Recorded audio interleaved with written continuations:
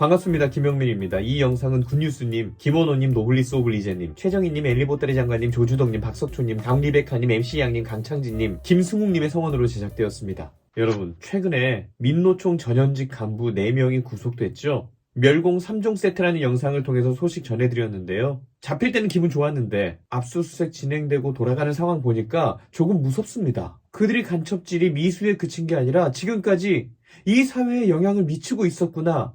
아주 깊숙이 들어와 있구나. 이런 생각이 들어서 소름이 끼칩니다. 대체 어디까지 간첩이었던 걸까요? 어떤 지령들이 내려왔는지 한번 설명드릴게요.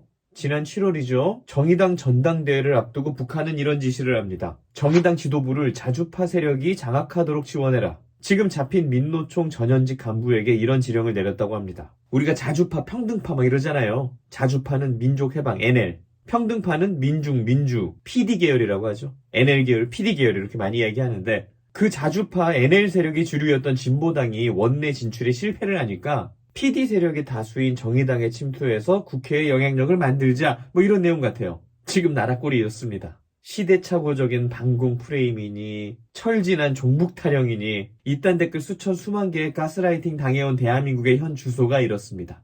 간첩질하기 가장 좋은 위치가 국회의원인가 봐요. 진보당이 마탱이가 가니까 바로 정의당에 올인 들어갑니다. 방첩 당국에 따르면 북한이 지난 7월에 지령문에서 민노총 정치위원회 통해서 정의당의 이정미, 배진교 이런 자주적 성향이 강한 사람들과 연대를 해서 정의당 지도부 장악하도록 하자 뭐 이런 지령을 내렸다고 하네요. 같은 해 4월에도 진보당과 연대 연합에 적극적으로 나서고 있는 인천연합을 밀어줘서 정의당 지도부 장악을 시도해라 뭐 이런 지령을 내렸다고 합니다. 참고로 이정미 전 대표와 배진교 의원은 NL 계열 인천연합 출신이죠. 그리고 북한은 민주노총에 이어서 한국노총 간부를 포섭하려고 시도했습니다. 북한이 지난해 10월에 민노총 간부에게 보낸 지령문을 보니까 통일선봉대회 반미 자주화 투쟁에 적극 참여한 한국노총 소속 간부들을 포섭해 한국노총 안의 조직선을 받는 사업에도 관심이 필요하다. 뭐 이런 지령을 썼네요.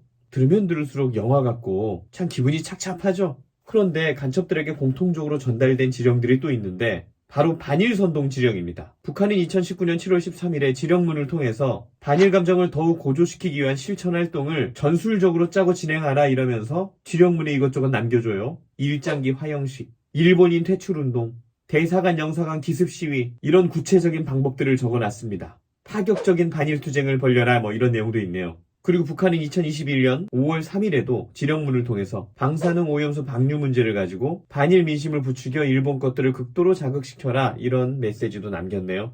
집권 세력을 압박해 이남 당국과 일본 사이의 대립과 갈등을 되돌릴 수 없는 지경으로 몰아넣어라 이런 지시도 합니다. 그리고 현 정부를 압박하라는 지령도 수차례 받았다고 합니다. 2022년 4월 17일에는 각급 노조를 발동해서 윤석열 패드를 반대하는 투쟁을 적극적으로 벌여라 이런 지령문이 나왔네요. 뭐 노조가 북한군입니까?